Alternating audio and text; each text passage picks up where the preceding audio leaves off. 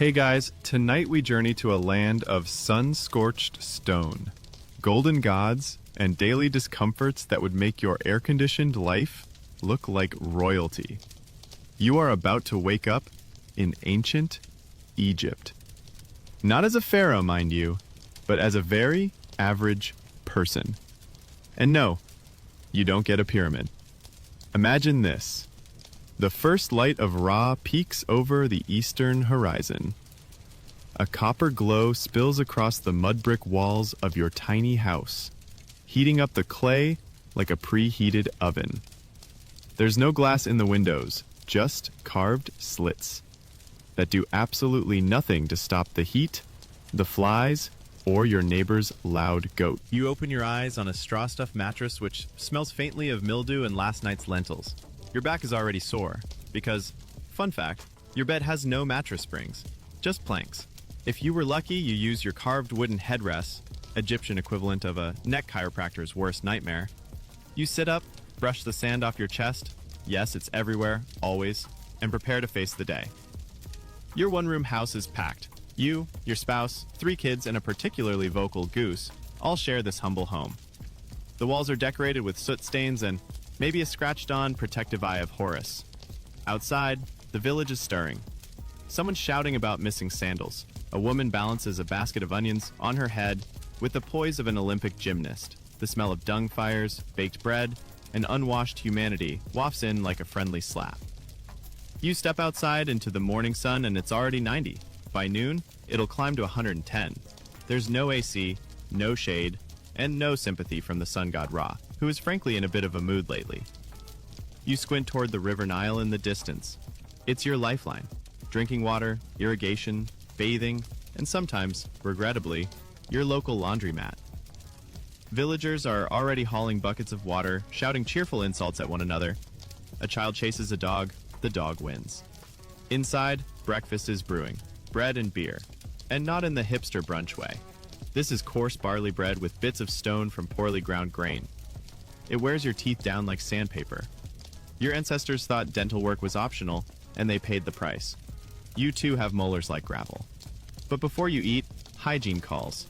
And by hygiene, we mean the toilet situation. You shuffle over to the corner of your courtyard where the family latrine awaits, a hole in the ground with a pile of sand nearby. There's no paper, obviously. Instead, you've got smooth ceramic shards or a wet sponge on a stick, if you're posh. Either way, it's a thrilling way to start the day. Next comes your skincare, because yes, even 3,000 years ago, sun protection mattered. But SPF wasn't a thing. Instead, you reach for your homemade paste, olive oil, beeswax, and, you guessed it, crocodile dung. You smear this earthy delight across your face and arms. It smells natural. Mosquitoes respect your commitment, but not your boundaries. Historians still argue whether this concoction had medicinal properties or was simply a terrifying deterrent to sunstroke and dating. Either way, you're glowing, mostly from oil. Back inside, your eldest son is pounding grain with a stone mortar, sweat dripping from his brow. The beer is fermenting quietly in a clay jar. You grab a hunk of bread, take a swig of the cloudy, warm beer, and try not to think about the fly that just drowned in it. It's breakfast of the Nile-born champions. As you eat, your spouse gives you the to-do list. Repair the goat pen, patch the roof, again. Fetch reeds for basket making. Oh, and check the trap. Last night, something scuttled into the clay jar you left out. Maybe a beetle. Maybe dinner. You head out, passing neighbors who offer sleepy nods and the occasional passive-aggressive, "May your bread rise better than yesterday." You're wearing a simple linen tunic, or if you're a man, just a wraparound kilt. Either way, your armpits are already on fire. Fashion's not the priority. Staying alive is. You cross a narrow path worn into the earth by generations of calloused feet. Dust clings to your legs. A merchant passes by with a donkey cart full of onions and amulets. You nod at him. He grunts back. The donkey farts. Everyone pretends not to notice. A few minutes later, you stop to fill your water jar from the communal well. A woman next to you murmurs a prayer to Taweret, the hippo goddess of childbirth, because she's pregnant and the baby's kicking like a river eel. You wish her luck. She thanks you by offering a small carved scarab for protection. You take it. It might come in handy, or at least keep the flies away. You return home to the sound of your youngest child singing to a clay doll shaped like a baboon. Cute, until the doll talks back and gets blamed for knocking over a pot of lentil stew. You sigh, this again. The morning slips by in a haze of chores, sweat, and dust. By mid-morning, the sun is a hammer. You press a damp cloth to your forehead. Somewhere nearby, temple drums begin to pound. A procession for Hathor, maybe. Or someone important died. Or both. In Egypt, the line between party and funeral is weirdly thin. You pause to watch the line of priests go by, their bodies smeared in sacred oil, chanting rhythmically. One is carrying a sistrum, a kind of sacred rattle. Another is clearly bored out of his mind. You relate. You turn back to your tasks. But a sandstorm is beginning to kick up.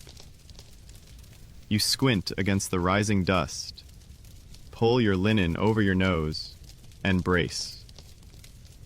It's not a storm, more like an angry breeze throwing sand into your ears like nature's own aggressive exfoliant. Later that day, you take shelter with neighbors in a stone storage hut. Inside, someone pulls out a reed pipe and starts playing. Children chase each other around sacks of emmer grain. Someone opens a jar of preserved dates and offers you one. It tastes like old honey and hope. You lean back against the cool stone wall, squinting through the doorway at the sunlit chaos beyond.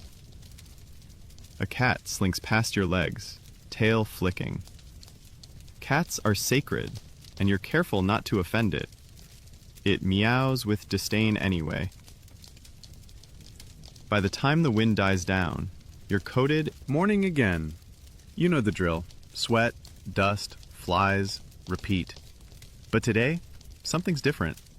Your stomach lurches in mild dread because you've just remembered. Today is latrine cleaning day. And no, there's no plumbing. Not even a bucket with a smile. You shuffle out of bed, rubbing the grit from your eyes with a hand that smells faintly of old garlic. Your family's corner toilet, really just a hole surrounded by baked mud, is full. Again.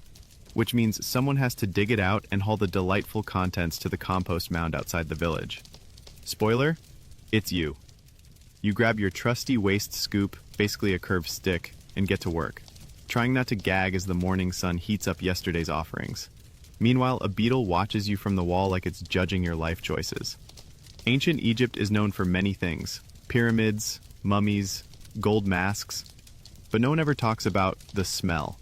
The mix of human waste, animal dung, incense, and rotting fish is layered. You get used to it eventually. Kind of. Not really.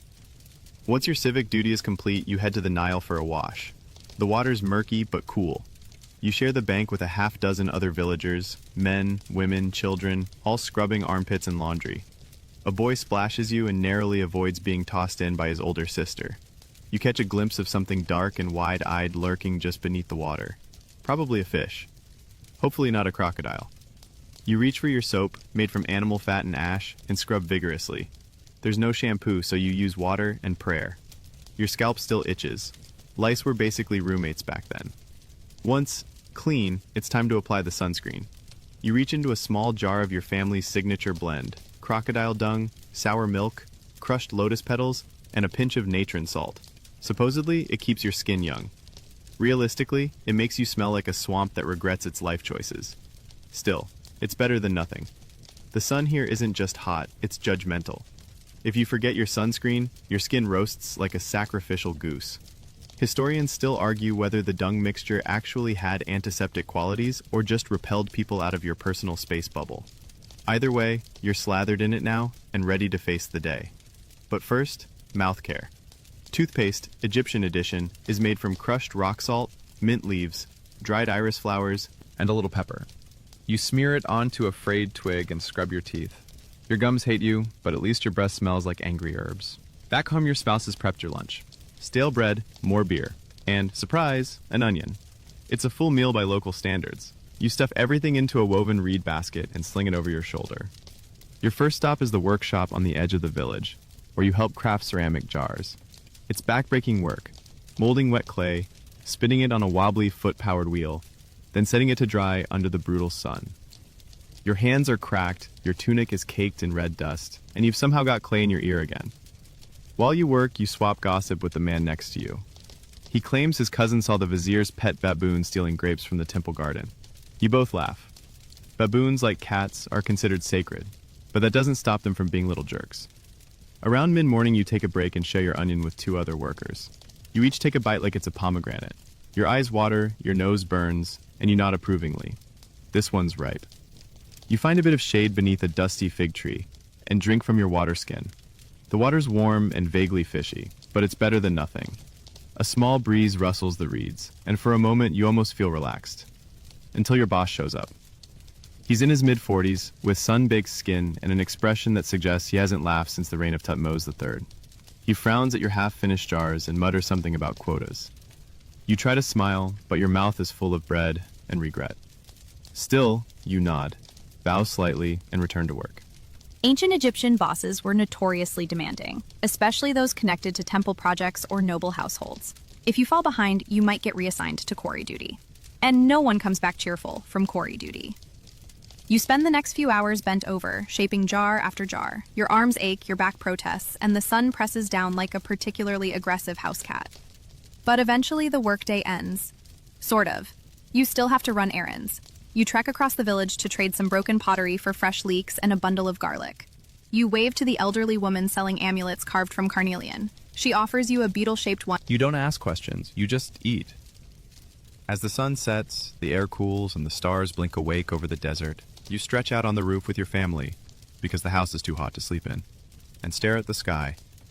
A jackal howls in the distance. Somewhere, a priest begins his evening chants. You close your eyes and let the sounds wash over you. The soft whisper of the Nile, the rustle of palm fronds, the distant rattle of a sistrum. And just as you're about to drift off, a mosquito buzzes directly into your ear, because even in ancient Egypt, peace is never guaranteed. You wake up with your mouth dry, Your back sore, and a mosquito bite on your eyebrow the size of a lentil. The stars have faded, and the pink-gold light of morning creeps across the village. Another day, another opportunity to get sand in places sand has no right to be. The rooftop was cooler, sure, but now your neck is stiff, and you spent the night dodging beetles that apparently think human skin is prime real estate. You stretch, yawn, and shuffle downstairs. The first order of business? Breakfast. Your eldest daughter is already pounding barley with a heavy grinding stone. The rhythmic thump, thump, thump echoes through the courtyard like a sleepy heartbeat. You grab a piece of bread from yesterday, hard as a brick and just as nutritious. You gnaw it slowly like a determined squirrel, then wash it down with a gulp of barley beer. Yes, beer, for breakfast. It's what everyone drinks, from toddlers to temple scribes. Water is dicey, and beer at least pretends to be clean. This isn't your Friday night pub kind of beer. It's thick, gritty, sour, and unfiltered, with floating bits of mash that like to wedge themselves between your molars. It tastes vaguely of wet socks and yesterday's bread, which makes sense because that's pretty much what it is. Historians still argue whether this beer counted as food or drink, but the consensus is it's both. Think of it as a breakfast smoothie from hell. Mid-chew, you feel that familiar crunch of sand between your teeth. The bread, as always, is packed with it. That's thanks to the grinding method, stones on stones which grind not only the grain, but tiny bits of sandstone into the flour. Delicious. Over time, this wears your teeth down to little nubs. Archaeologists have found ancient Egyptian skulls with molars ground flatter than a pancake. You rub your jaw and try not to think about it. Once your stomach's half full, it's time to pack your lunch. You wrap more bread in a cloth, drop in a leek, and pour beer into a stoppered jar. Your spouse hands you a small amulet tied with a frayed string, a protective eye of Horus to keep bad luck at bay. You smile, tuck it into your tunic, and head out. Today you're off to help with the harvest. The fields lie just beyond the irrigation canals, and the Nile is receded enough to reveal the thick black soil left behind by the flood. It's the time of year when every able-bodied villager pitches in. If you don't, there's no food for winter. And starving is deeply unfashionable. The walk is long, hot, and buzzing with mosquitoes. You trudge past groups of villagers, all heading the same way, all wearing basically the same thing: linen, sweat, and quiet despair. A few kids run barefoot, laughing. You envy their energy and their lack of responsibilities. Then one trips and faceplants into a thorn bush. Balance restored. You reach the fields by mid-morning. The overseer, a pot-bellied man with a scar over his left eye, waves you toward the far edge of the barley rows. You take your sickle, made from sharpened flint, set into a wooden handle, and start cutting. Swipe, gather, tie, repeat. It's monotonous, back-breaking work. The sun blazes overhead, gnats swarm your face, and your hands are soon raw and bleeding from the stalks. But at least you're not in the quarries, right? The women nearby sing a call and response to keep the rhythm. The melody is soothing, lilting. A verse about Ra's chariot. Another about a cow that got into the beer jar. Classic. During your midday break, you sit under the thin shadow of a palm tree and unwrap your lunch. The bread is sweaty from the heat, the beer is warm, and the leek smells suspiciously like foot. Still, it's food. A beetle crawls onto your cloth, and you flick it away lazily. The sun plays tricks on your eyes.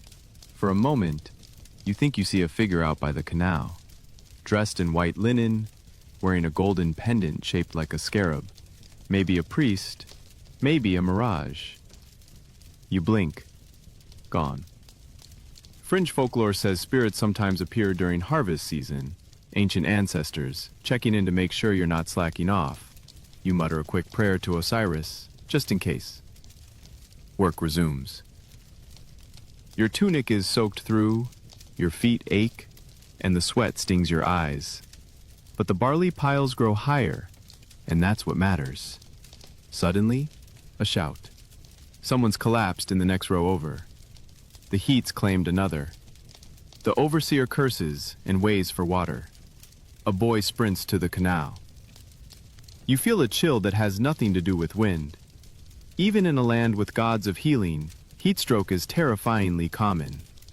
By late afternoon, you're done. Your arms feel like lead. You trudge back toward the village, barley dust in your lungs and the amulet at your chest sticky with sweat. On the way home, you pass by a small shrine. It's dedicated to Renenutet, the goddess of harvest and nourishment. You pause, touch the carved stone lightly, and whisper thanks. Then you realize a lizard has taken up residence in the offering bowl. You pretend not to notice.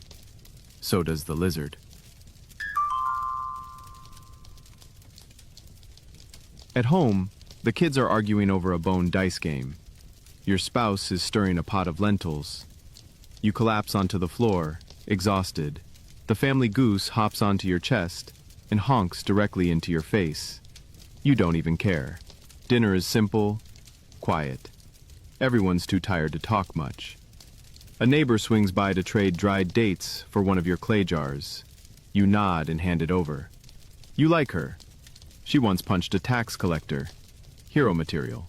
Later, you lay on the roof again, listening to the hum of nighttime insects and the murmur of distant temple drums. A soft breeze stirs the edge of your tunic. You wake up to the sound of shouting.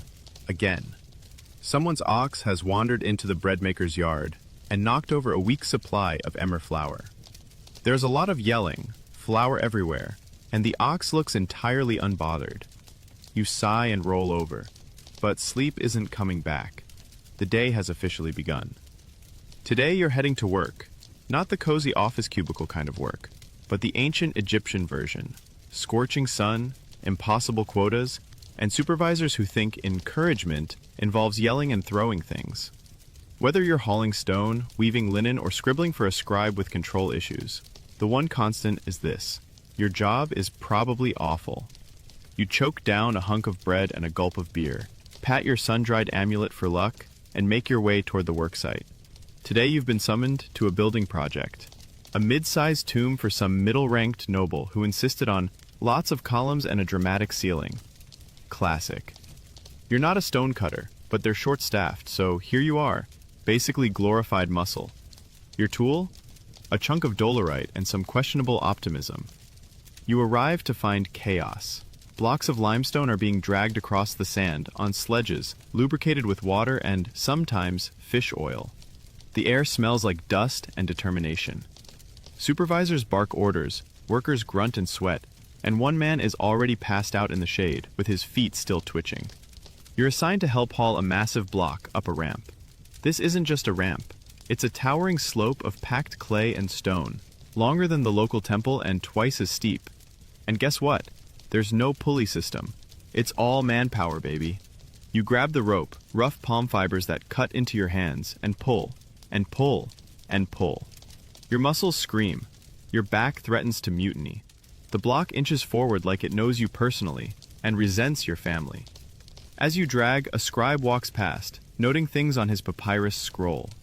He doesn't lift a finger, just scribbles and adjusts his shiny black wig. You contemplate, accidentally, tripping him into the path of the next stone, but the gods are probably watching.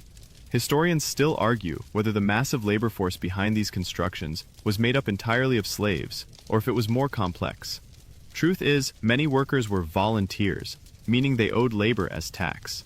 It's patriotic unpaid overtime with blisters.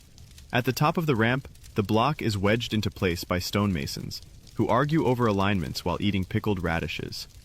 You collapse onto the sand, gasping. Someone tosses you a gourd of water. You drink deeply, ignoring the floaty things inside. Your break doesn't last long. Next, you're sent to the pigment tent. Apparently, they need someone to mix paint.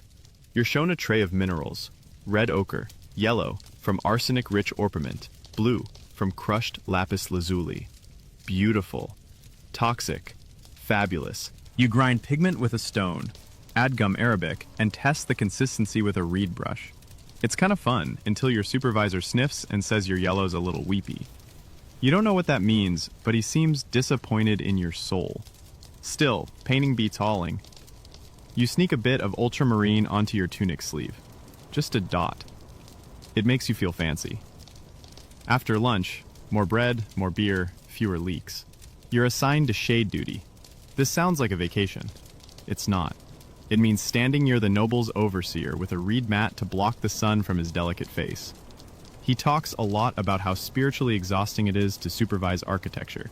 You nod, trying not to pass out. Eventually, the overseer wanders off to bless a lintel or flirt with the pigment mixer, and you're free. For a moment. Because now the carpenter's assistant needs help lifting a cedar beam. You oblige, only to get a splinter the size of a date pit jammed into your palm. You try not to cry. You spend the rest of the afternoon gathering tools, sweeping debris, and avoiding your least favorite supervisor, the one who yells and spits when he talks. By sunset, your feet are raw, your brain fried, and your spirit slightly cracked. But work's not over yet. On your way home, a temple priest flags you down. They need extra hands to help unload goods from a river barge. Baskets of papyrus, jars of honey, and something wrapped in linen that smells suspiciously like incense and regret. You agree, mostly because saying no to a priest is considered bad form and possibly bad luck. While hauling a jar labeled Offerings to Hathor, you overhear two priests gossiping about the noble whose tomb you worked on earlier. Apparently, he bribed someone to get extra columns. Classic noble move. You smirk. Even in death, people want to show off. By the time you reach your village, stars have started to peek out. The air is cooler. Your house glows softly from the oil lamp inside. You step in, dump your bundle, and collapse onto the floor. Your spouse hands you a clay cup of date wine. You take a sip and feel the tension melt from your bones. Kind of. Your back still hurts. You eat in silence, mostly too tired to chew. The kids ask questions about your day. You tell them you painted yellow. They're impressed. Was it for a god? One asks. No, you say, just a wall. But in that moment, it feels kind of holy. Later, lying under the stars, you think about the tomb again. About the columns, the paint, the pigmented sweat in the sand. You wonder, in 1,000 years, will anyone still see it? Or will they only see your handprint in the yellow pigment? Weepy or not? This morning, you're not going to the fields. You're not hauling stone or cleaning latrines either. No, today, you're going to school. Surprise! You've been selected, probably thanks to a well-placed bribe of dates and a nice goose, for training as a scribe. That means learning to read, write, and survive in a building where the teachers hit harder than the sun. Your family is thrilled. A child in scribal school? That's a ticket to social mobility, baby. Maybe even a temple job. You, on the other hand, are less thrilled. You've heard the stories. The wax tablet to the knuckles, the endless repetition, the ink that never comes out of your fingernails. Still, it's better than hauling bricks, right? Probably. You head off just after dawn, stomach full of beer and barely chewed bread, carrying your precious reed pen, ink palette, and a tiny writing board coated in beeswax. It's light, but the pressure? Heavy. The scribal school is part of a small administrative complex near the edge of the village.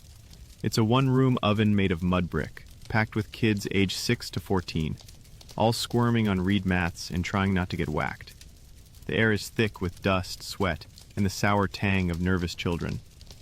At the front of the room stands your instructor, Pa Neb, whose name means the Lord, and who is absolutely feeling himself. He wears a crisp linen kilt, eyeliner that would make Cleopatra jealous, and a look of eternal disappointment. He doesn't speak. He stares, slowly, one kid at a time. Someone coughs. A girl near you accidentally knocks over her ink pot. Pa Neb moves like a cobra. One sharp slap with the writing stick, and order is restored. Lesson 1, he finally says, is silence. You spend the first hour copying a single line onto your wax tablet, over and over. Words are life.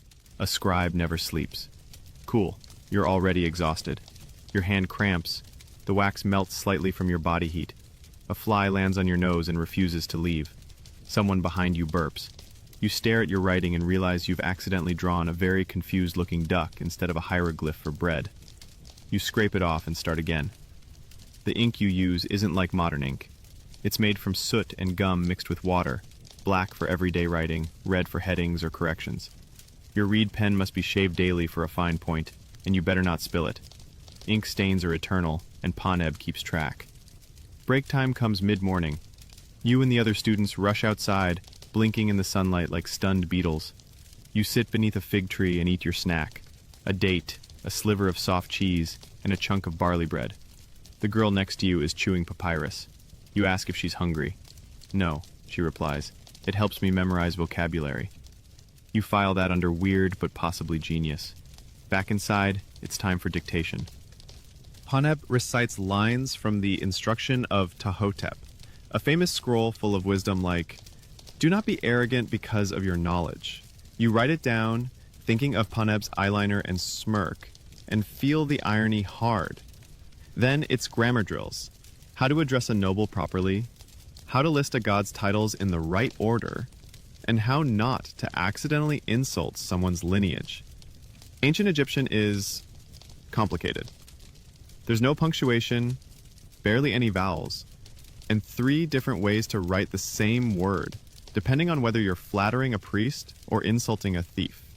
You mess up the determinative for man, and instead write something closer to flesh-colored beetle. Pa Neb notices. He doesn't hit you, but he sighs loud enough to offend 3 gods. You survive the day, somehow. After class, Pa Neb calls you aside. Your handwriting's uneven. Your spelling is adequate, if written by a drunk ibis. But he sees potential. He hands you a fresh wax tablet and says, "Practice until your fingers bleed. Then start again."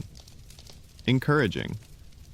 On your walk home, you pass other kids your age, hauling water or weaving reeds into mats.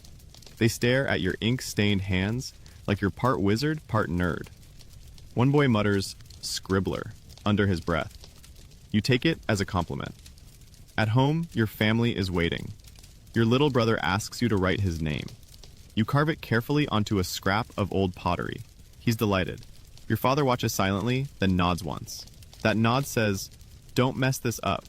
Or possibly, "Nice handwriting." Hard to tell. Dinner is better than usual. Someone caught fish.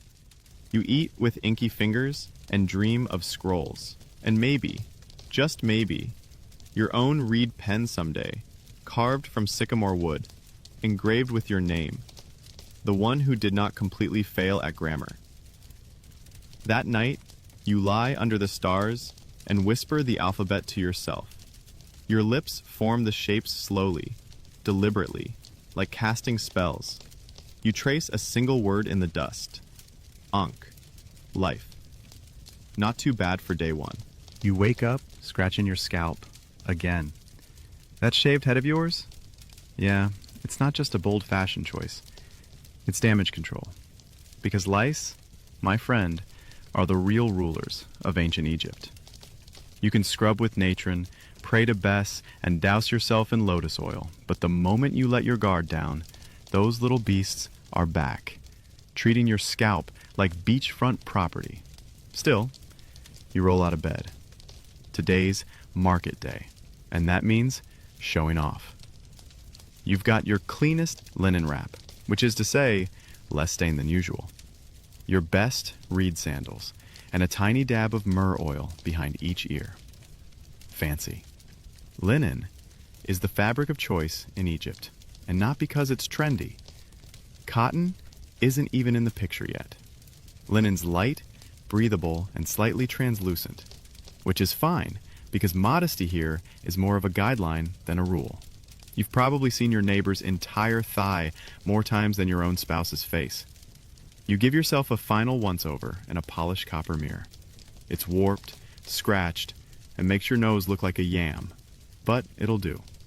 Your skin glistens slightly from the scented animal fat you applied earlier, a homegrown moisturizer and perfume rolled into one. You smell like a waxy garden. Hot. Historians still argue whether men wore more cosmetics than women, or if everyone was equally obsessed with eyeliner. You don't need a scholar to tell you what you already know. Kohl is life. That smooth black line around the eyes doesn't just look fierce, it helps deflect sun glare and repel flies. Probably. Also, it's just a vibe. You grab your cosmetics kit, a small stone palette, a stick of green malachite for that pop of color, and a tiny wooden spatula. Then you line your eyes like a pro, stopping only when your kid yells, "Dad, you look like a priest's pet cat." Compliment received. You walk to the market with your head high, eyeliner sharp, and kilt fluttering in the breeze. The village square is bustling, merchants shouting, children laughing, goats pooping directly in front of the granary. Standard. There's music, too. A woman is playing a lute-like instrument while her sister claps in rhythm. A dog howls along badly. You give it a sympathetic nod. Your first stop is the cloth vendor. You're hoping to trade a basket you made, with only 3 structural flaws, for some dyed linen. Blues and reds are rare, imported, expensive, and wildly out of reach. But there's a dusty lavender bolt that catches your eye. The vendor laughs at your offer. "Maybe if the basket held water," she says, smirking. You don't argue. You buy more thread instead. Nearby, the wig stand is getting attention. You see your neighbor trying on a shoulder-length one made of braided human hair. Most settle for palm fiber wigs dipped in beeswax. Less comfortable. More squeaky. Very flammable. You've seen it happen. You move on to the jewelry vendor. Necklaces of faience beads, turquoise charms, and carved ivory glint in the sun. You finger a tiny scarab on a cord.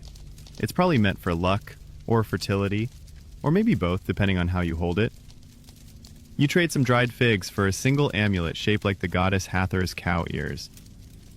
When the vendor tells you it will make people adore you, you chuckle and mutter, "Too late." As the sun rises higher, you duck into a shaded stall and buy a cup of tamarind drink. Sweet, tart, and slightly fermented. It cools your tongue and fogs your thoughts just a little. A street performer juggles palm nuts while balancing on an overturned fish basket. Someone tosses him a date. He misses. You sit nearby and people watch. Nobles float by in pristine linen robes, surrounded by servants and the overwhelming smell of imported perfume. One child is literally fanning her pet duck. You do a double take. Yep, the duck's wearing a tiny collar. You overhear two old women discussing a priest's recent vision involving the god Thoth and a talking ibis. He's either been blessed, one says, or he drank too much fermented honey. Probably both. As you head home, you pass by the local bathhouse. It's not like Roman ones, no giant pools or mosaics, just a small communal wash area where people sit on mats, scrub each other's backs, and complain about the price of onions. Someone is burning incense nearby, probably to cover the scent of ambition and armpits. You make a mental note to come back later. Your feet smell like they've been reincarnated 3 times, all of them poorly.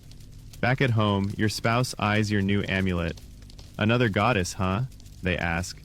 It was on sale, you lie. You eat a light lunch, bread, olives, and dried fish, then settle into an afternoon weaving session. Basket making isn't glamorous, but it's meditative. The papyrus strips soak in water, your hands move rhythmically, and your thoughts drift. You wonder what the pharaoh's wardrobe looks like. You've heard rumors of gold-threaded kilts and leopard skin cloaks. You briefly consider becoming a palace stylist. Then remember you can't even afford good dye. By sunset, you're lounging on the roof again. A neighbor is applying blue paint to his eyelids using a fishbone. You exchange nods, mutual respect. The breeze carries a scent of lotus, garlic, and the Nile. Somewhere in the distance, a temple bell rings. Night falls slowly, like a silk scarf unraveling. You lie back and whisper a prayer to Bess, asking for good dreams and fewer lice. He's the god of sleep after all, and very good at scaring off the creepy crawlies. Not that it always works. The air is heavy when you wake, thick with the scent of herbs, sweat, and something unmistakably dead. Not in a horrifying way. More like in a someone in the family just passed and now everyone's weirdly calm about it kind of way. Because today, your Uncle Horemheb is going on his final journey. That means you, yes, you, get to help with one of the most sacred and bizarrely routine tasks in ancient Egypt: mummification prep. Now, let's not pretend you're some elite embalmer trained in the House of Life. You're a helpful pair of hands, maybe a cousin-in-law's second assistant.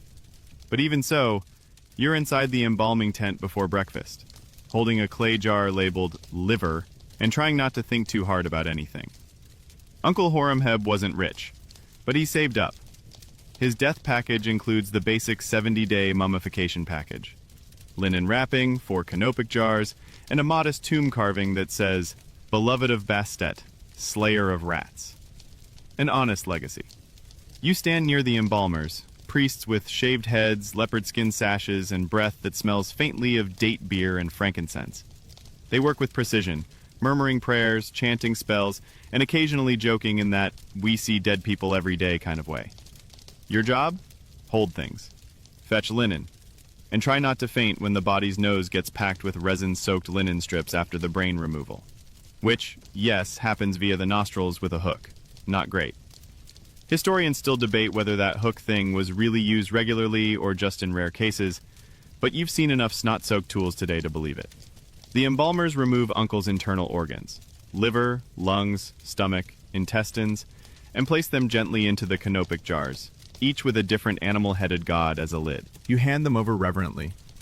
Baboon for lungs, jackal for stomach, falcon for intestines, human for liver. It's like weird cosmic Tupperware. Next comes drying the body in natron, a naturally occurring salt that pulls out moisture like the Sahara's own brand of skincare.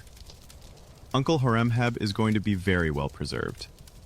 For the next 40 days, he'll just lie there, marinating like an awkward ham. You help mix unguents and oils for later: myrrh, cinnamon, cedar oil, honey, and maybe a splash of something secret the embalmers won't talk about. They say it keeps evil spirits out. You suspect it also keeps beetles out. In the quiet lull between steps, one of the older priests leans over and tells you, "In the old days, they used to wrap onions in the bandages so the gods could smell devotion." He winks. You're not sure if he's joking. You wrap an extra clove of garlic in your pocket, just in case. While Uncle is drying, you help prep the burial items: a small wooden statue of Anubis, A woven basket of shabdi figurines, tiny laborers made of faience who will, according to belief, spring to life in the afterworld and do chores for him. You briefly wonder, will your shabdi do dishes? The room is filled with murmured prayers and the soft tearing of linen into long strips. Wrapping will begin soon, and it's more art than science. The layers must be tight, the amulets placed in just the right positions, and the face covered just enough to still look noble. Horemheb gets a modest, gilded mask. Painted wood, really, but it shines in the lamplight. You assist with wrapping, starting from the feet, moving slowly upward. Amulets are tucked into folds. An eye of Horus over the chest, a jed pillar down the spine, and a scarab charm over the heart. The heart, by the way, has been left inside. That's important. It's the seat of memory, wisdom, and judgment. You don't want to show up in the afterlife without it. That would be awkward. The priest chants from the Book of the Dead, his voice low and rhythmic. You can almost feel the words hum in your bones. The scroll he's reading from is old, covered in hieroglyphs that curl like smoke. One line sticks in your head. May your soul soar on the wings of the morning sun. You repeat it under your breath. It sounds like goodbye and hope at the same time. Once the wrapping is done, Uncle Horemheb is gently placed in a painted coffin. The lid fits with a creak and a sigh, as though even wood understands this is final. But the funeral? Oh, that's where things get lively. A procession gathers. Family, neighbors, a few curious cats. Musicians play mournful flutes. Mourners wail dramatically. Professional criers throw dust on their heads. You try not to smirk. There's definitely one guy fake crying so hard he steps on his own foot. The procession heads to the tomb site. It's not grand. A rectangular shaft, a carved lintel, a clay seal with Anubis standing over a mummy. But it's clean, quiet, and filled with everything Horemheb might need in the afterlife. Jars of beer, baskets of bread, a comb, a blanket, and a letter to the gods that basically says, "Please don't feed me to the demon hippo. I was mostly good." Before sealing the tomb, the priest performs the opening of the mouth ceremony. It's theatrical and deeply sacred. He touches a ritual blade to the mask's mouth, nose, ears, and eyes, reawakening the senses so the spirit can see, hear, smell, speak, and taste in the afterlife. You feel a chill run down your spine. The tomb is sealed, clay bricks pressed into place, prayers whispered one last time. And then it's over. You return home dusty, tired, and smelling faintly of resin. Your family greets you with solemn nods and bowls of lentil stew. You eat in silence, the weight of the day sitting heavy in your chest. Not sadness, exactly, more like reverence. That night you light a single oil lamp shaped like a lotus flower. The flame dances softly, casting golden light on your walls. You whisper the words again. May your soul soar on the wings of the morning sun. And you sleep deeply, dreaming. Today starts with drums. Not soft morning temple bells, but loud, booming, heart-thumping drums echoing through your ribcage like a call to arms, or, in this case, to dance. Because today, your village is hosting the Festival of Bastet, goddess of music, fertility, protection, and, of course, cats. You wake up to the chaos of celebration. The sun's barely up, but your neighbor is already drunk and balancing a pot of honey cakes on her head, while singing a song about fish. You stumble outside to the sight of face-painted children, chasing each other with papyrus streamers, and one man loudly declaring himself, High Priest of Party Time. It's going to be a day. The Festival of Bastet is one of the more fun holy days. Emphasis on wine, song, and unhinged joy. People flock from neighboring villages and Nile towns, dressed in their finest linen, adorned with floral collars, and doused in so much perfume you're pretty sure the air itself has developed a musk. Your job? Join the parade. Technically optional, but not really. You pull out your celebration gear, a necklace of blue faience beads, your going-out kilt, creased but clean, and an amulet shaped like a cat's head. You even touch up your eyeliner. Bastet wouldn't stand for smudgy coal. You follow the music to the village square, now transformed into a frenzy of color, motion, and cats. Everywhere. Real ones, painted ones, statues of them, A boy is wearing a cat mask made of reeds and hissing at passersby. Two girls are trying to balance kittens on their shoulders while dancing. Somehow, the cats look unbothered. You join the procession snaking through the streets, led by temple musicians playing lutes, flutes, and sistrums, sacred metal rattles that sound like a tambourine with opinions. Women in elaborate wigs sway with the rhythm, their arms raised, wrists twirling in stylized gestures that mean protection, joy, and possibly, I'm having a great time. As you march, you pass the shrine to Bastet. It's modest, painted with images of the goddess as a lioness and as a gentle domestic cat. Offerings pile up around the base. Flowers, dried fish, papyrus prayers, and small saucers of milk. A priestess stands beside it, blessing people with a feather fan, and sometimes lightly bopping people on the head, for fun and fertility. You get bopped. You say thank you. A small child hands you a flower. You hand them a nutcake. Bartering affection. Very wholesome. Then come the rituals. Some ancient, some questionably improvised. There's the ceremonial cat washing. 1 scratch, 3 screams, minimal blood. The dance of the 7 cowrie shells. No one remembers what it means, but it's tradition. And the kissing of the mummified cat. Yes, that's a thing. The local temple keeps several cat mummies, preserved long ago and revered as divine vessels. Today they're brought out, carried on small gilded stretchers and displayed with incense and velvet cloths.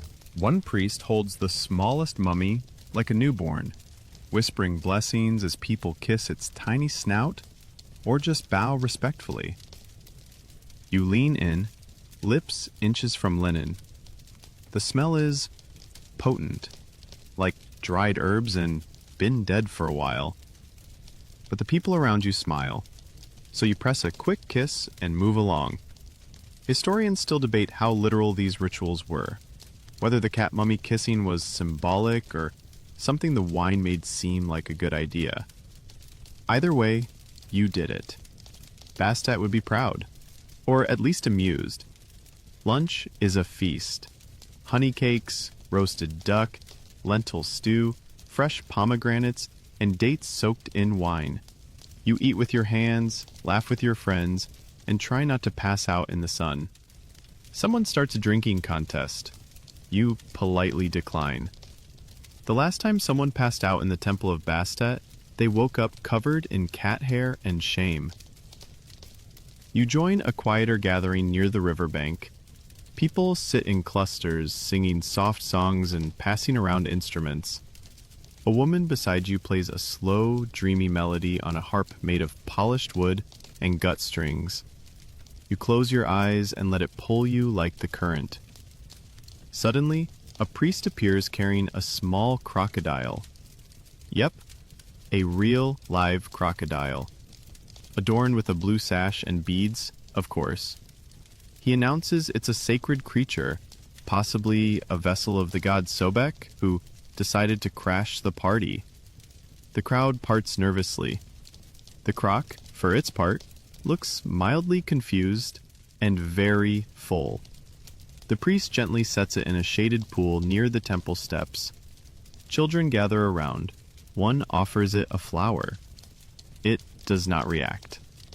Someone jokes that it's the chillest god of the Nile. You decide not to pet it.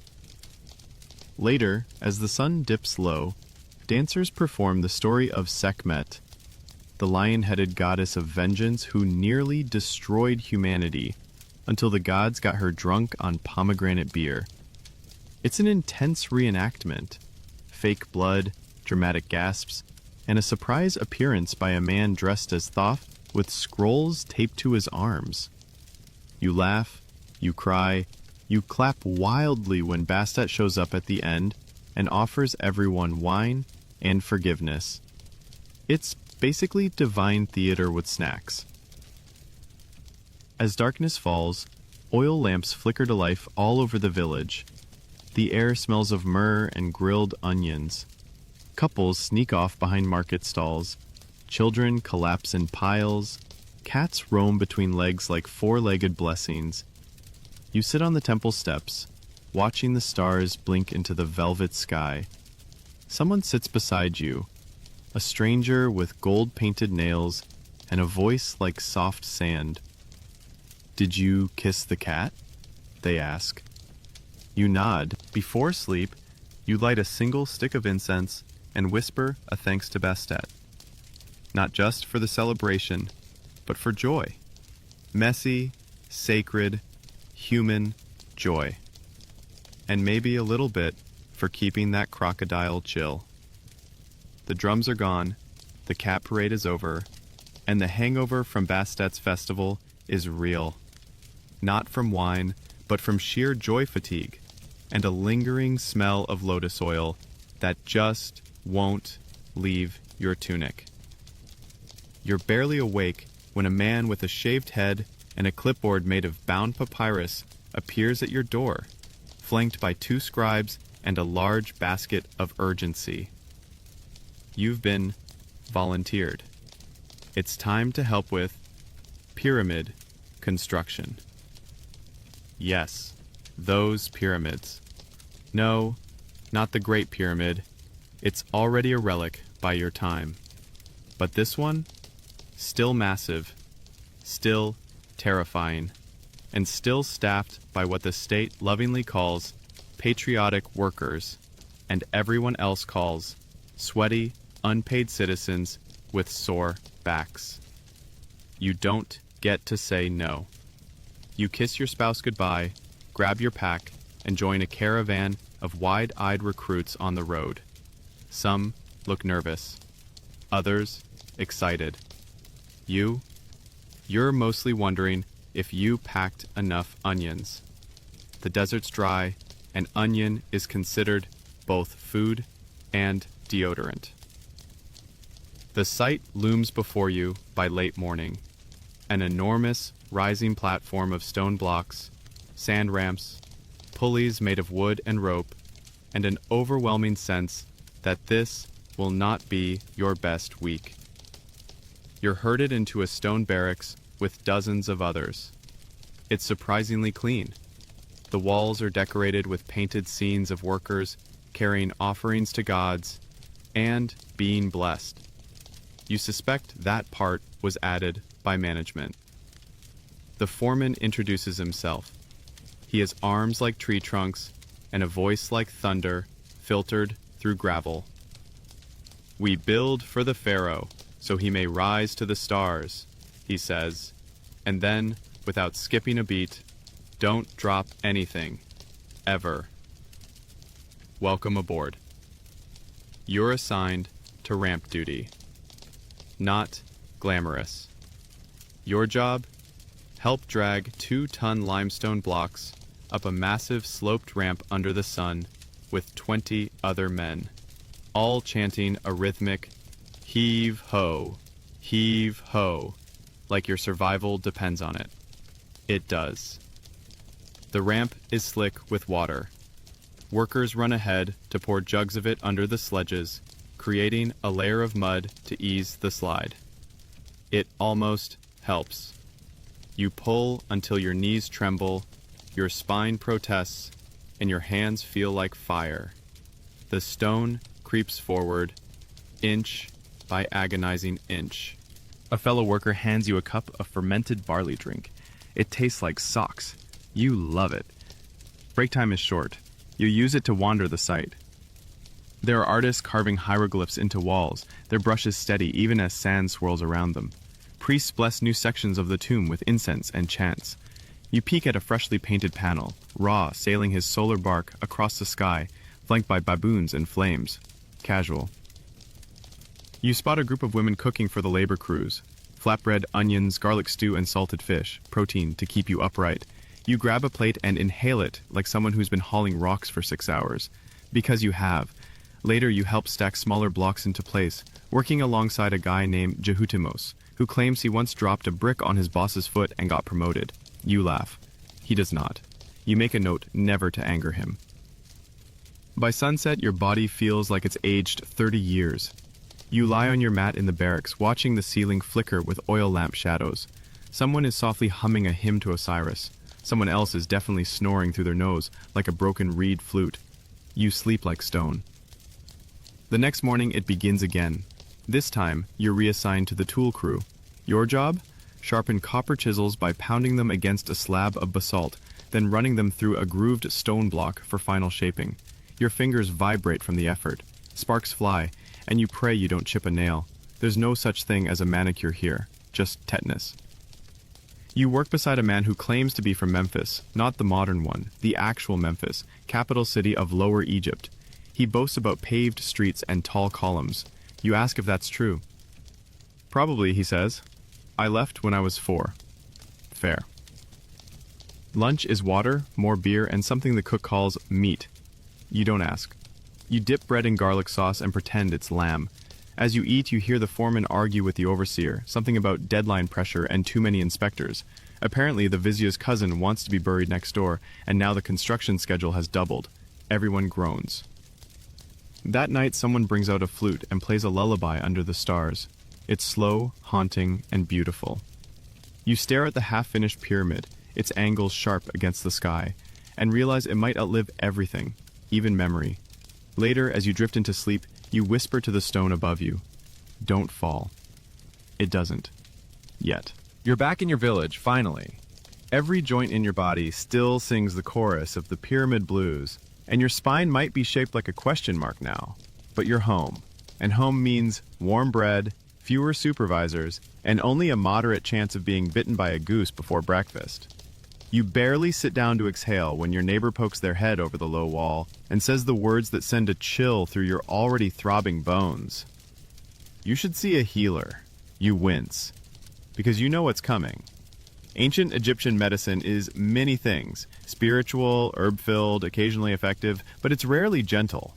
You drag yourself over to the local Swenwa, a physician trained in the sacred art of healing, temple-sanctioned and proudly wielding both papyrus scrolls and terrifying tools.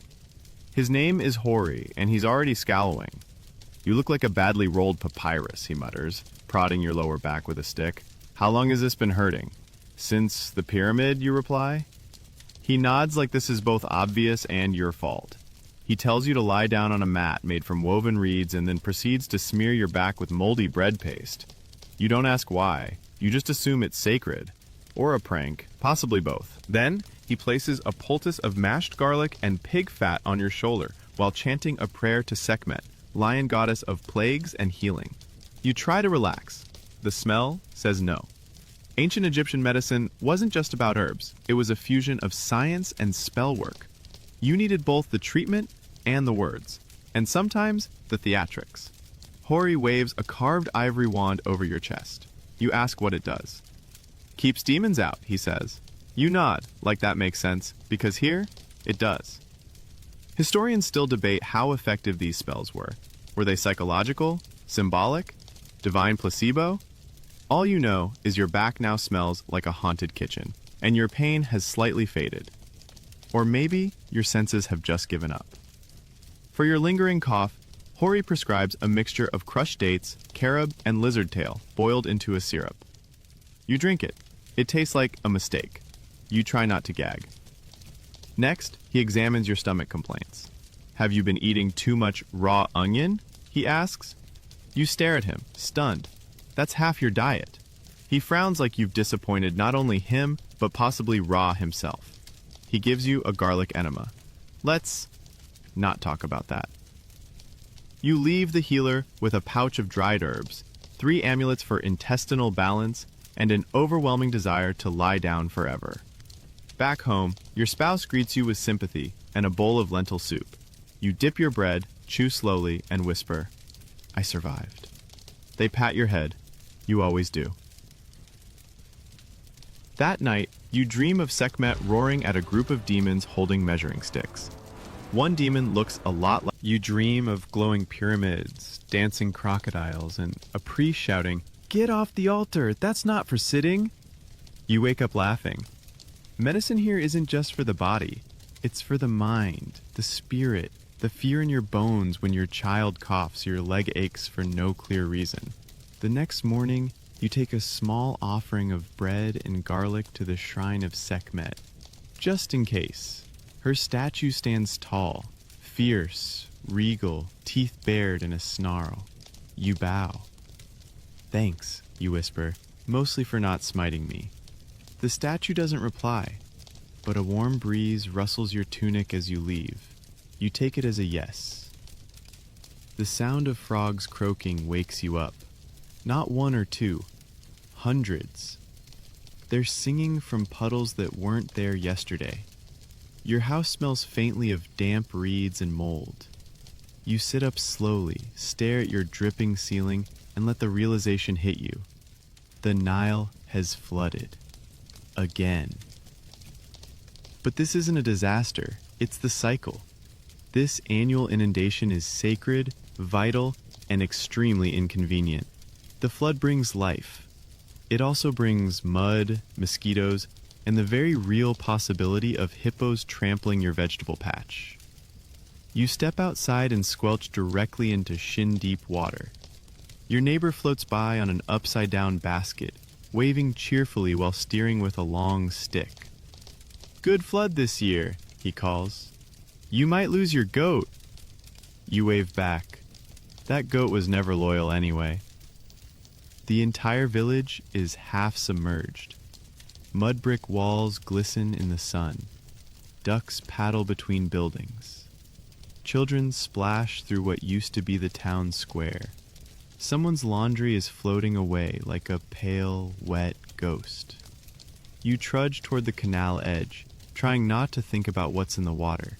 Because here's the thing, the Nile flood carries rich, black silt, the heart of Egyptian agriculture, but it also carries everything else.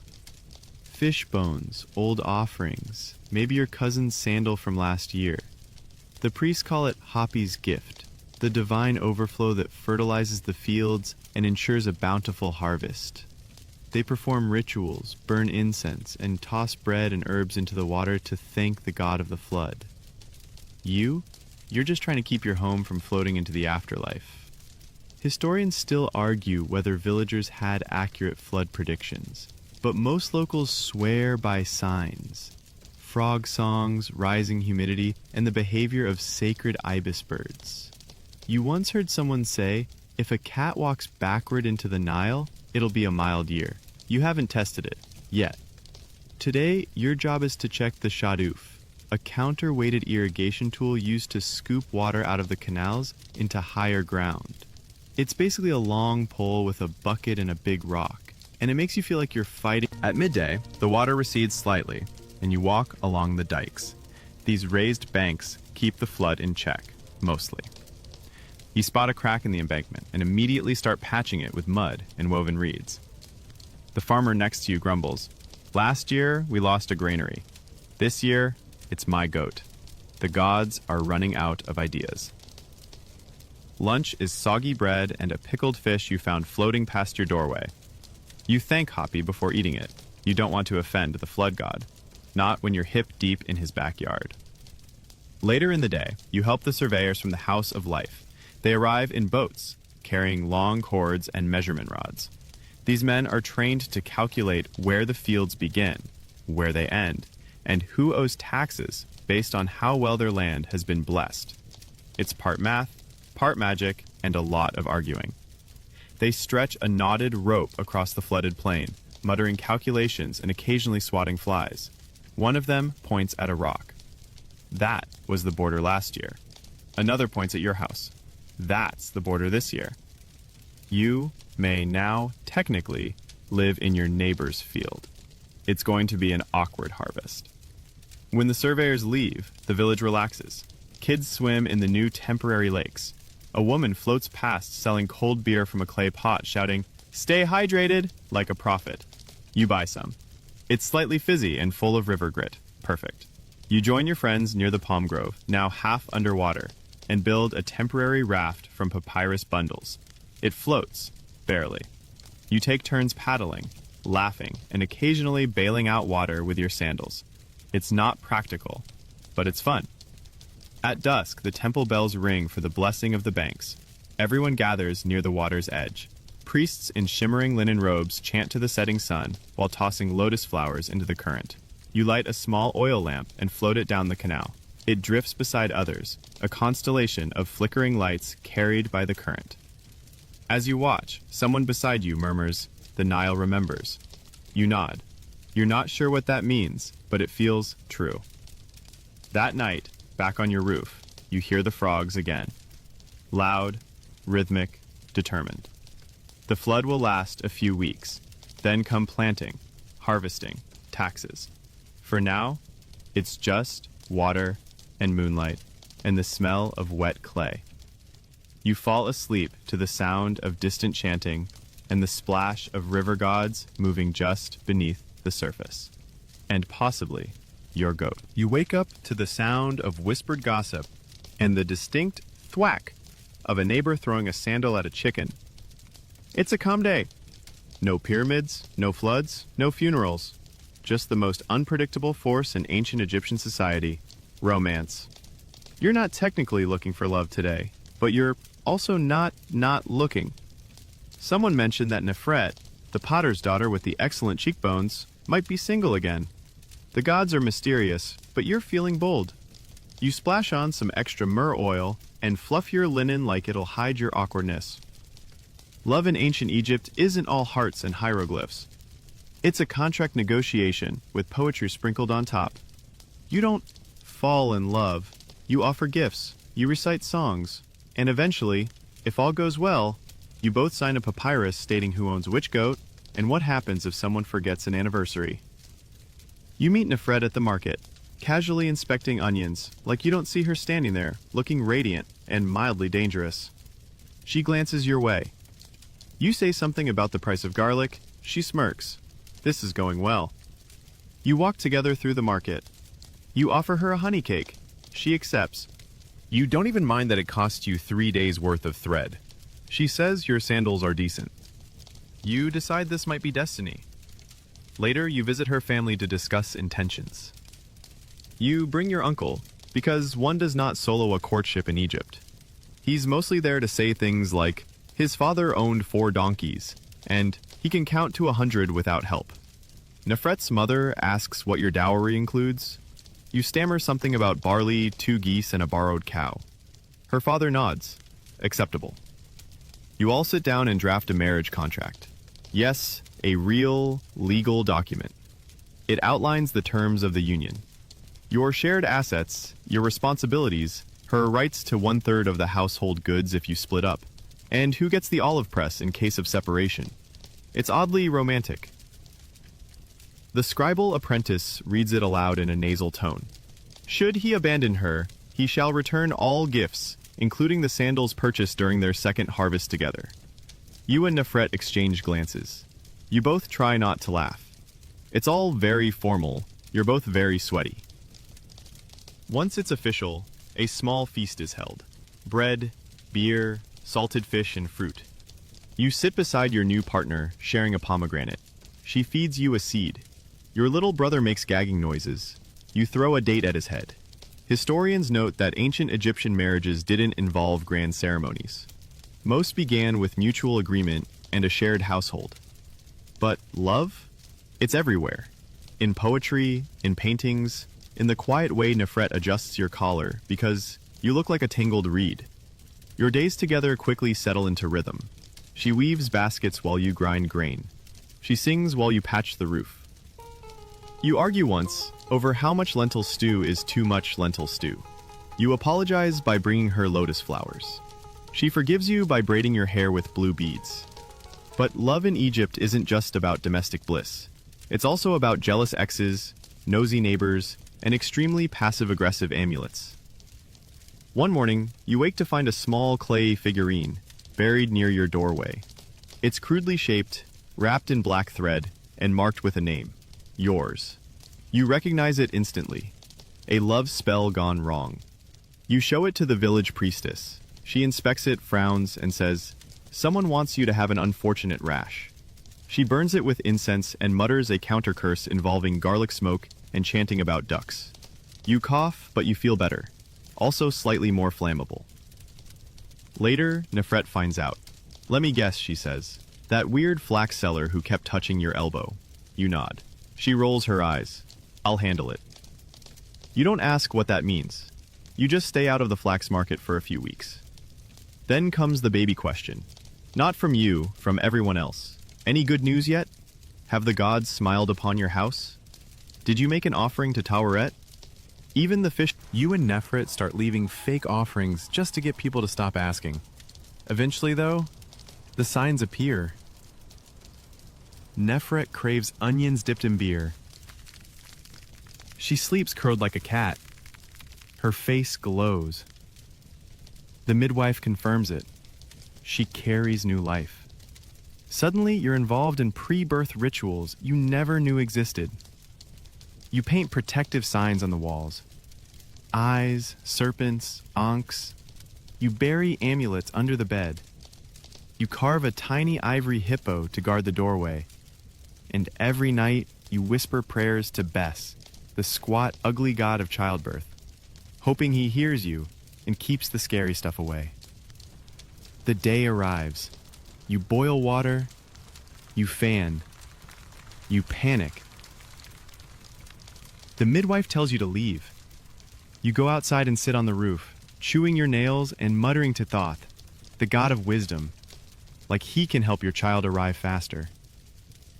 After hours, a cry pierces the air. It's not divine. It's human, raw, loud. Yours. You rush inside. Nefret is tired but smiling. In her arms, a red, squirming, perfect little human wrapped in linen. You name her Sataset, daughter of Isis. That night, you place a lamp by the doorway, a soft cloth over your baby's face, and kiss Nefret's hand. You whisper thanks to all the gods, real or imagined. Because in that moment, with your tiny family asleep beside you, you feel like a pharaoh. You're woken up by knocking. Not the friendly, come borrow some garlic kind of knock. More like the someone's been accused of stealing temple grain and we're not leaving until we get answers kind. You groggily pull on a tunic and shuffle to the doorway to find two guards in linen kilts, bronze daggers, and expressions that say, "We didn't sleep either." They inform you you've been summoned to the local court, not as a criminal, yet, but as a witness. Because nothing in ancient Egypt screams good morning like a sudden brush with the legal system. You sigh, grab your amulet of Mot, goddess of truth and cosmic order, and head out, hoping this doesn't end with you accidentally getting cursed. The court is set up in the open courtyard of a small administrative building. There's no fancy judge's bench or dramatic gavels, just a long mat, a few scribes with ink-stained fingers, and an official-looking man chewing on a reed stalk and glaring at everyone like he knows they're lying. This is a local council court, staffed by village elders, priests, and administrators. Above them, symbolically and literally, hangs a carved image of Mot's feather. You know the drill. If your words don't align with truth, your soul will feel it. Or at least your kneecaps will. The classic. You're called to testify because your house faces the granary. You explain you heard footsteps at night but couldn't tell who it was. You do mention that someone tripped over a pot and swore loudly in a voice that sounded like Mena, but you add, it could have been anyone with that level of dramatic flair. The scribes write this down slowly, adding decorative little curls to the hieroglyphs as if your uncertainty needs more flourish. One of the elders frowns. Did you see the person? No, you say, but the cat ran past me. It looked alarmed. Noted, the scribe says. The court calls on a second witness, a baker's apprentice who saw footprints near the grain shed. He insists they were clearly Mena's because they were narrow with a slight limp. Mena removes his sandal and protests. Do these look narrow to you? Chaos ensues. The judge bangs a stick on the mat. Enough! Everyone quiets. Then comes the oath. Mena steps forward, raises his hand, and swears before the god Thoth that he speaks the truth. If I lie, he says, may the crocodiles find me delicious. It's poetic. The elders deliberate. You wait nervously. These aren't jury trials. This is reputation. character, and whether or not the priest in charge had a good breakfast. Finally, they decide.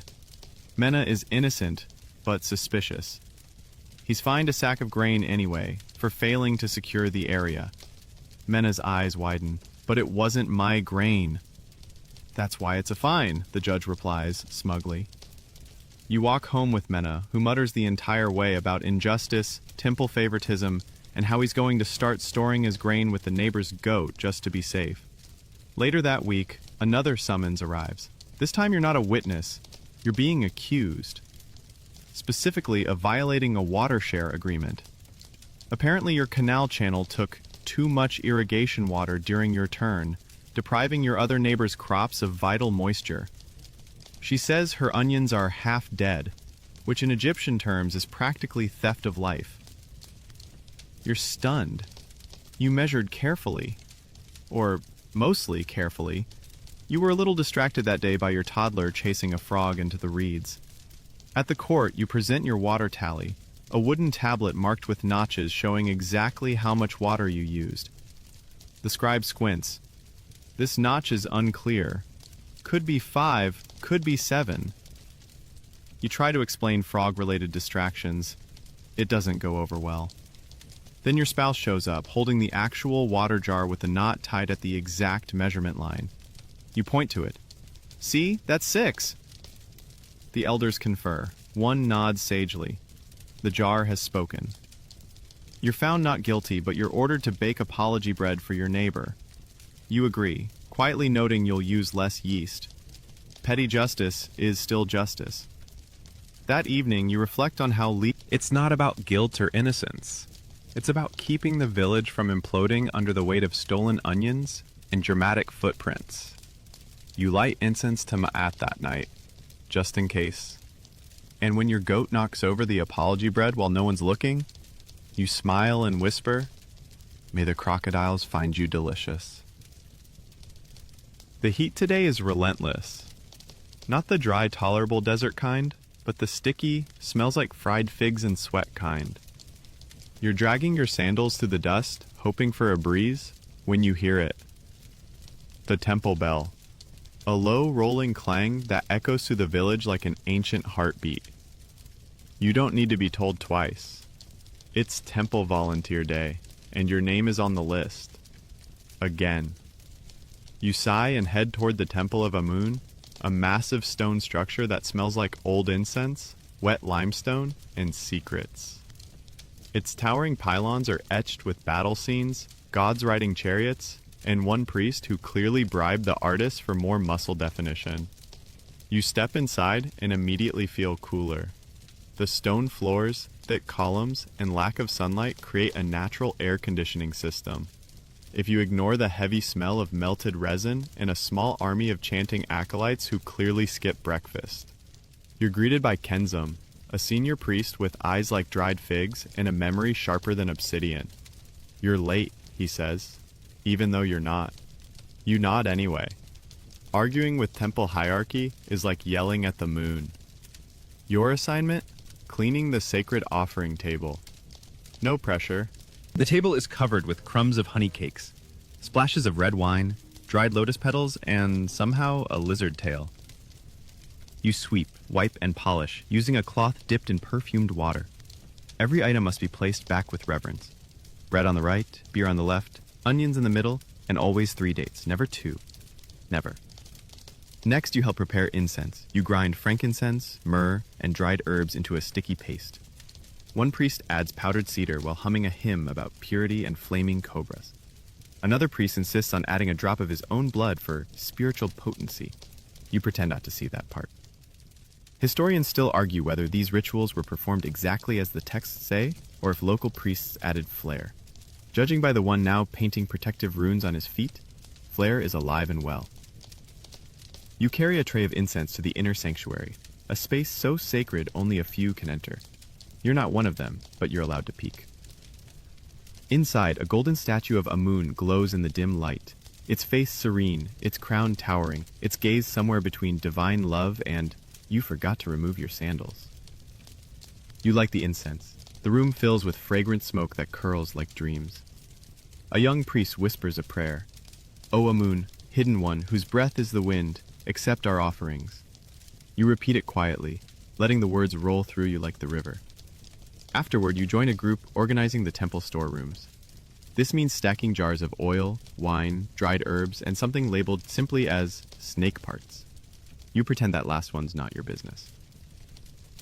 You pass the scribe's hall, where records are kept, meticulously written scrolls tracking donations, ceremonies, prophecies, and whether anyone sneezed during the solstice chant. One scribe invites you in, eager to show off a new spell he copied. It's titled, A Formula to Prevent Dreams of Falling Off Tall Buildings. You compliment his handwriting and slowly back away.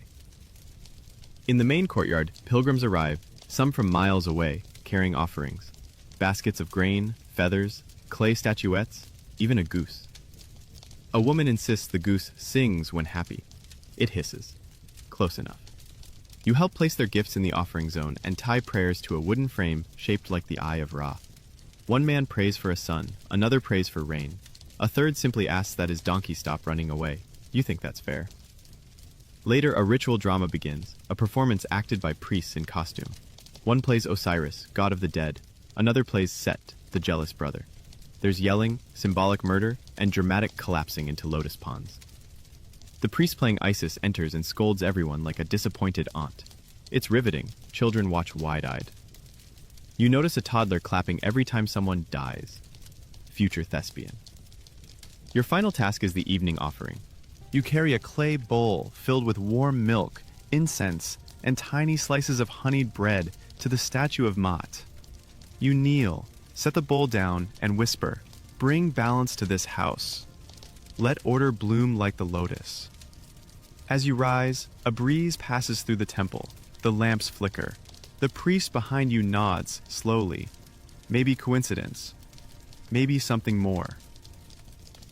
You leave after sunset, walking past torchlit walls and shadows shaped like gods. The temple behind you hums with lingering prayers. You pass your neighbors, gathering near a cooking fire. Someone's telling a story about a priest who tripped during a sun festival and claimed it was a sign from Ra. Everyone laughs. You smile, sit down, and accept a bowl of stew.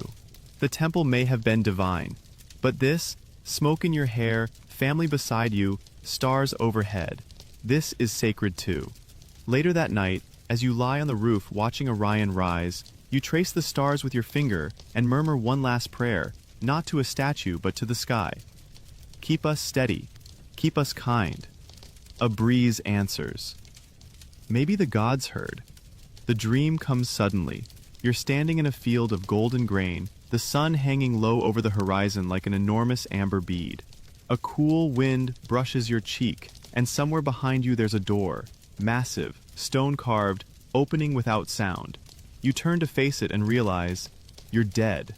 Well, not you exactly, but in this dream, in this moment, you are the ancient Egyptian soul who has crossed the final threshold. The time has come. Welcome to the Hall of Two Truths. The room is endless. Its floor is black stone, smooth as the Nile. Its ceiling? Stars. Not painted stars, real ones, flickering and shifting in impossible constellations. You walk forward, barefoot, feeling no pain, no hunger, no fear. You are alone. Except you're not. To your left stands Anubis, the jackal-headed guide of the dead. His eyes gleam like obsidian, and though his face does not move, you feel something like reassurance. Behind him, a massive golden scale waits in silence. To your right is Thoth, ibis-headed god of writing and wisdom. He holds a reed pen, ready to record everything, every act, every breath, every stolen onion, and every whispered prayer. And in the center of the scale lies a single white feather, the feather of Ma'at, symbol of truth, balance, justice, and order. You feel your heart pulled from your chest, not physically but symbolically, gracefully, and placed on the opposite pan. The moment holds its breath. You are not told to speak. No long defense, no dramatic speeches. Your deeds weigh for you. Your kindness, your jealousy, that time you cursed at your goat, it's all here. Historians still debate whether this was metaphor or literal ritual, but every Egyptian lived like this day would come. Every meal, every handshake, every offering was a rehearsal for this. Then, stills. Perfect balance. Anubis nods, Doth records, and behind you a sound like thundersoft laughter echoes through the chamber. Because you passed. You are just enough good, just enough kind, just enough you. But this isn't the end. You turn, and there she is. Amit, the devourer. Part lion, part crocodile, part hippo. She waits beside the scale, licking her teeth. Her job? To consume the hearts of those who failed, to destroy the unworthy forever. She looks at you, tilts her head, snorts. Boring, her expression says. You smile nervously and step past her, trying not to make eye contact. She yawns and curls up. You're free to go. Thoth gestures forward, and Anubis walks beside you through a golden archway into the fields of reeds. It is not heaven exactly, but it's familiar. A perfect version of Egypt. Fertile, quiet, balanced. You see fields that never flood too high, trees heavy with dates and figs, boats gliding effortlessly across still waters. Everyone wears their best linen, their youngest smiles. You walk past loved ones who've been waiting. They greet you without surprise. You see your grandparents. A teacher. Even the goose that bit your leg when you were 9. Everyone is there, better, lighter, healed. You are given your own field, a paradise version of your home. No leaks, no sandstorms, no flies. You have everything you need. Time, peace, comfort. You plant crops that never wilt, bake bread that never burns, drink wine that never sours. You sing to the sky and laugh until your stomach aches. And yet, strangely, you're allowed to visit the world above. Because your soul, like all souls, is tied to the living by memory. Back in the village, your name is still spoken. Your children leave offerings. Your friends remember your jokes. Your spouse lights a lamp every year and whispers, "I hope you're happy." You are. Eventually, even that memory fades. The offerings slow, the stories soften. But you're not sad, because the field of reeds doesn't rely on attention. It exists because you lived with balance. You honored Ma'at, and now you rest. Forever. You are lying on warm linen, your body weightless, your breath slow and steady. The soft hum of distant flutes lingers in the air like a song remembered from a dream. Somewhere far away the Nile drifts by in silence, its waters silver in the moonlight. Your hands no longer ache, your feet are clean, the heat is gone, no sand in your tunic, no blisters on your palms, just stillness, just peace. The walls of your old mud brick home flicker in memory. Warm bread on a clay plate, children laughing, someone humming a tune out of key. You remember the taste of honey, the scent of myrrh, the sound of frogs during flood season. Every moment, small and shining. Now, the sky stretches endlessly above you. A single star pulses gently, as if blinking a final goodbye. You did enough. You were enough. And now, you can rest. Let your breath grow softer. Let your muscles loosen. Let the stories fade behind you like a well-told tale, closed gently with the tip of a reed pen. The gods are quiet now. The world is quiet now. Sleep.